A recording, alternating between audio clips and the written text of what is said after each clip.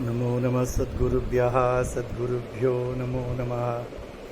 नमो नमः सद्गुरुभ्यः सद्गुरुभ्यो नमो नमः। ज्ञानवैराग्यसम्पूर्णान् हरिभक्तिपरायणान् पूर्वाचार्यानहं वन्दे सम्प्रदायप्रवर्तकान्। श्रीमद्भगवत्पादमाचार्यं श्रीमद्रामानुजं मुनिं श्रीमदानन्दतीर्थं च रामानन्दयतिं हितं श्रीवल्लभं च निम्बार्कं कृष्णचैतन्यमेव च ज्ञानेश्वरं तथान्यान् च पूर्वाचार्यान् स्मराम्यहम्। आचार्येष्वपि सर्वेषु तारतम्यं विना खलौ शुद्धं भागवतं धर्मं जग्राहप्रेमिको गुरुः।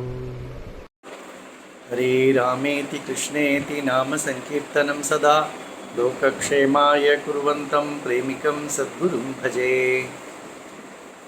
श्री वैष्णव संहिता के तृतीय भाग जो मध्व संप्रदाय के संतों का चरित्र जिसमें वर्णन किया गया है, उसमें 11वां अध्याय में कनकदास के चरित्र के उनके वैभव को कहते हैं श्री अण्णा। श्री सद्गुरुवाच पर्वतेषु वनेष्वेवं वृक्षेषु च लतासु च नदीनदेषु कूपेषु तटाकेष्वपि सिन्धुषु ग्रामेषु नगरेष्वेवं वीथीषु च गृहेषु च सरीसृपेषु मर्त्येषु मृगेष्वपि च पक्षिषु सूर्ये चन्द्रे गृहेष्वेवं दिवि नक्षत्रमण्डले स्वर्गेऽपि नरकेऽप्यवम् असुरेषु सुरेष्वपि सर्वात्मा वासुदेवस्तु सच्चिदानन्दविग्रहः अपरिच्छिन्नरूपेण सर्वत्र व्याप्य तिष्ठति। भगवान कैसे सर्वत्र व्याप्त है, इसके संबंध में श्री अण्णा कहते हैं। पर्वत हो, वन हो, वृक्ष हो, लता हो, समुद्र हो, नदी हो, कुआं हो, तालाब हो, सिंधु हो, गांव हो, नगर हो, नीति हो, घर हो, तो मृग हो, पक्षी हो, सूर्य हो, चंद्र हो, नरकक्षत्र हो, ग्रह हो, स्वर्ग नरक, सुर हो, असुर हो, सर्वत्र वासुदेव भगवान जो है सच्चिदानंद विग्रह सर्वत्र व्याप्त है। तेनेदम अखिलम पूर्णम कृष्णेन परमात्मना अग्रतः पृषतश्चापि पार्श्वतश्च स एव हि पश्यतीदं जगत्सर्वं सर्वसाक्षी सनातनः एवं पश्यति यो भक्त्या स एव ज्ञानिनां वरः। भगवान कृष्ण परमात्मा को सर्वत्र जो देखता है, आगे पीछे ऊपर नीचे सर्वत्र साक्षी मात्र सनातन भगवान को जो देखता है, वही ज्ञानियों में श्रेष्ठ है। सर्वत्र व्याप्त है, जानता है वह नहीं, जो देखता है, जानकर अनुभव करता है, वही ज्ञानियों में श्रेष्ठ है। ऐसे प्रहलाद ने भी यही कहा था ना, भागवतोत्तम कौन है तो कहे सर्वत्र तदीक्षणम, भगवान को सर्वत्र देखने वाला ही श्रेष्ठ भक्त है। तो एकादश्यां व्यासराजः शिष्यानाहूय सादरं फलं मूलादिकं दत्वा बभाषे ब्राह्मणोत्तमान्। एकादशी के दिन व्यासराज ने अपने शिष्यों को बुलाया और उन्हें कंदमूल आदि देकर उनसे कहा। व्यासराज उवाच एकादश्यां निराहारो हरिमाराधयन् नरः अनायासेन वैकुंठं प्राप्नुयात् नात्र संशयः। एकादशी के दिन जो बिना आहार के, बिना भोजन के जो हरि का आराधन करता है, पूजा करता है, वह अनायास ही बिना प्रयास के ही वैकुंठ को प्राप्त हो जाएगा। इसमें कोई संदेह शंका नहीं है, ऐसे कहते हैं। एकादश्यां तु यो मर्त्यो भक्षति अन्नमादरात् तमेवं भक्षयन्तेव नरके कृमिकोटयः। जो एकादशी के दिन अन्न का भक्षण करता है, उसे नरक में कृमि कीटक आदि उसकी भक्षण करेंगे, ऐसा कहते हैं। एकादश्यां तु यो मूढो रमते भार्यया सह मातुसंगभजं पापं स प्राप्नोति न संशयः। जो एकादशी के दिन स्त्री से संगम करता है, वह महापापी कहलाता है। ताम्बूलचर्वणञ्चैव एकादश्यां करोति यः रक्तपानं करोत्येव स पापिष्ठो विमूढ़धीः। जो एकादशी के दिन तांबूल पान खाता है वह रक्तपान करता है, ऐसा पाप उसे प्राप्त होता है। एकादश्यां तु यो भुङ्क्ते शाल्यन्नं व्यञ्जनान्वितं तस्य पापमिदं नूनं तुल्यं गोमांस सेवया। जो एकादशी के दिन अनेक प्रकार के व्यंजन बनाकर भोजन करता है शाकादि का, वह गोमांस भक्षण के समान पापी है, ऐसा कहा गया है। ऐसे व्यासराज जी कहते हैं। उत्तमम निर्जलत्वं तु जलपानं तु मध्यमम अधमस्तु फलाहार त्वं अलारस्तु अस्मिन् एकादशी व्रते। तो उत्तम एकादशी व्रत कैसा करना चाहिए, तो कहते हैं जल भी पान नहीं करना चाहिए। उसके पश्चात मध्यम एकादशी व्रत है जहाँ जल पान किया जाता है, और अधम एकादशी व्रत है वहाँ कंदमूल आदि भक्षण किया जाता है। व्रतम कर्तुम अशक्तानां जलपान विवर्जितम कृष्णदास्य पराणाम तो फलाहारो विधीयते। जो व्रत करने में अशक्त है, समर्थ नहीं है, शक्ति नहीं है, दुर्बल है, तो उसे कंदमूल खाने का अनुमति शास्त्र ने दिया है। और कृष्णदास को भी, कृष्णदास्य पराणाम, जो कृष्ण कैंकर्य करते हैं, क्योंकि मैं एकादशी का व्रत करता हूँ इसलिए मुझसे सेवा नहीं हो सकती, ऐसा करने से कंद फल भक्षण करके सेवा करना महत्व है, सेवा महत्व है। तो सेवा के लिए कंदमूल भक्षण वैष्णवों के लिए, कृष्णदासों के लिए अनुमति दी गई है। तो इसीलिए व्यासराज जी कहते हैं तस्मात् यूयं फलानि अद्य मया दत्तानि वैष्णवाः आदाय शून्यं स्थानञ्च गत्वा कुरुत भक्षण। तो मैं आप लोगों को, शिष्यों से कहते हैं, आप लोग वैष्णव हैं, आप लोगों को क्या सेवा करना है, कृष्ण सेवा करना है, तो आप कंद फूल तो मैं आप लोगों को दे रहा हूँ, आप एक जगह पर एकांत स्थान पर जाकर आप उसका सेवन कीजिए। श्री सद्गुरुवाच इत्युक्ता वैष्णवाः सर्वे फलानि आदाय सादरं विविक्तस्थानमागत्य भुक्त्वा आचार्यमुपाययुः। तो आचार्य का आदेश के अनुसार शिष्यों ने फल प्राप्त किया और एकांत स्थल में जाकर उसे पा लिया।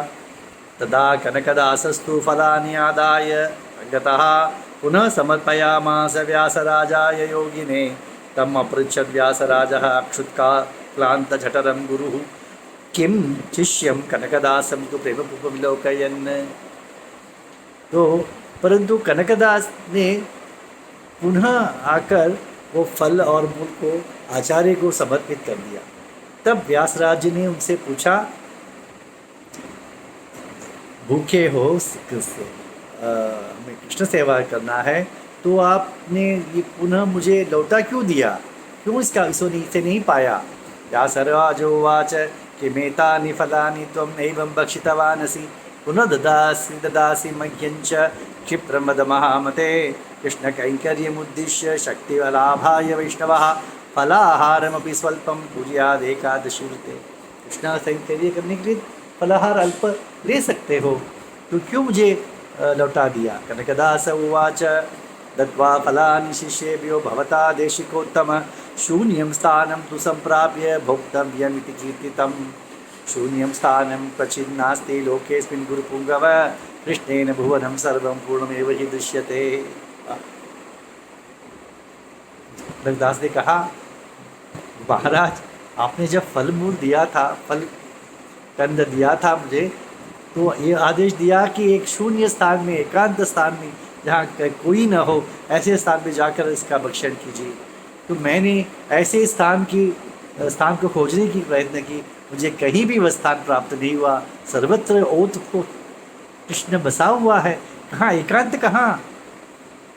अंत कृष्णो बहि कृष्ण पुरतः कृष्ण एव हि पृष्ठतः पार्श्वतः कृष्ण स ही सर्वत्र दृश्यते। तस्मात् फलान्यहं भोक्तुं न शक्नोमि यतीश्वर पुनः समर्पयामि एवं अपराधं क्षमस्व।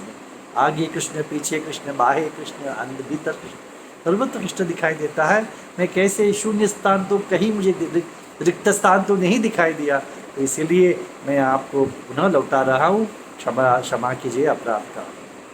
व्यासराज उवाच तमेव वैष्णवश्रेष्ठ त्वमेव ज्ञानीनां वरः त्वन्माहात्म्यमविज्ञाय निन्दन्ति ब्राह्मणा बत।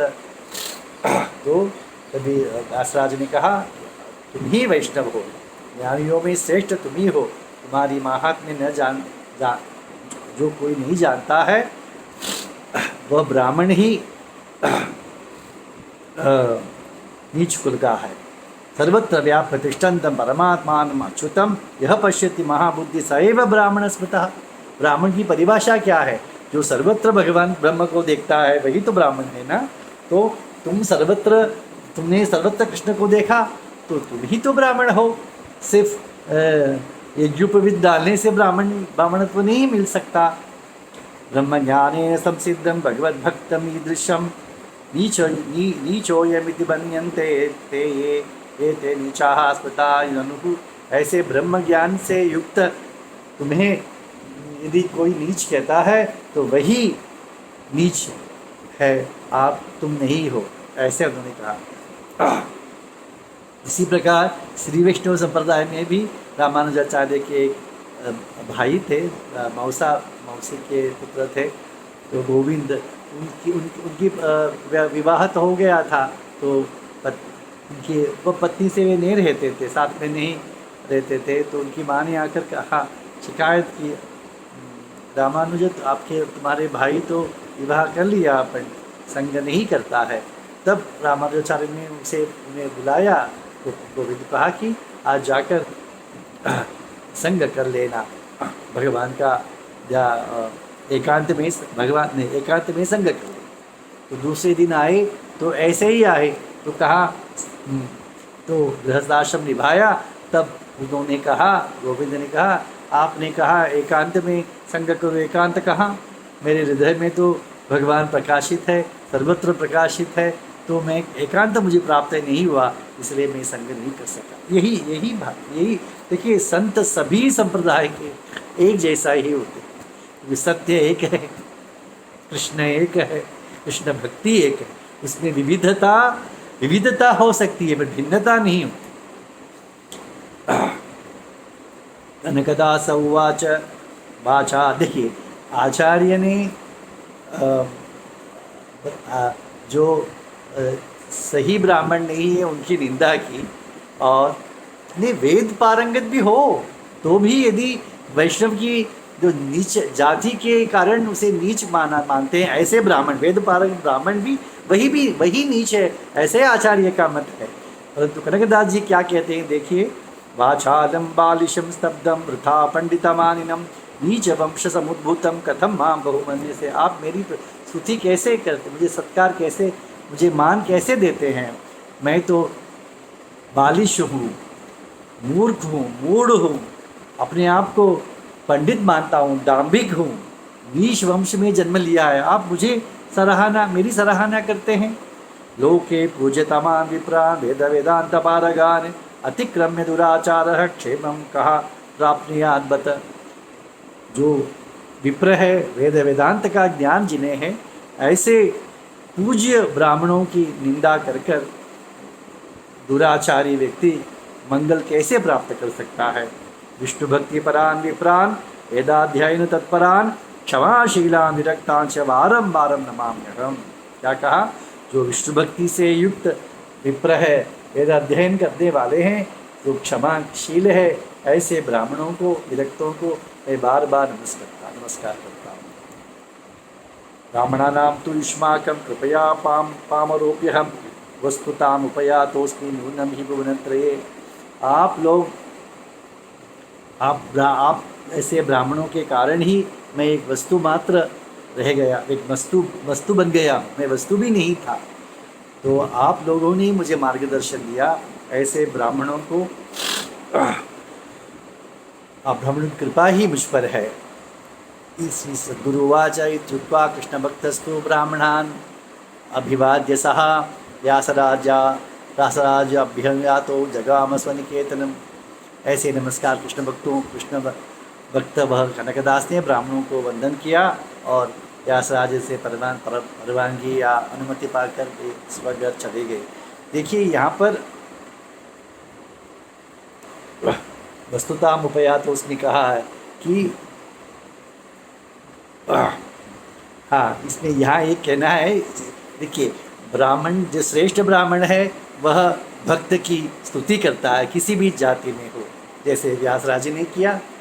और जो नीच कुल में जन्म लिया हुआ जो व्यक्ति है कनकदास, वो ब्राह्मणों की सराहना करता है।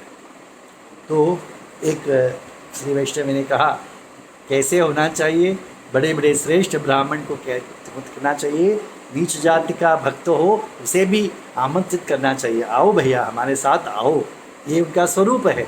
परंतु वह जो भक्त है नीच जाति का, वह करेगा नहीं महाराज, नहीं महाराज, मैं आपके पास नहीं आऊँगा, मैं दूर में ही हूँ, दूर में ही ठीक हूँ। तो यह भावना होनी चाहिए। अब कैसा हो रहा है, ब्राह्मण कहता है हटो, दूर जाओ, भागो, और वो नीच जाति का वो कहता है हम आएंगे, हम क्यों नहीं आपके साथ बैठेंगे, हम आएंगे। तो ये विपरीत हो गया। तो ऐसा किसी ने कहा। श्री प्रेमिकेंद्र सद्गुरु महाराज की जय।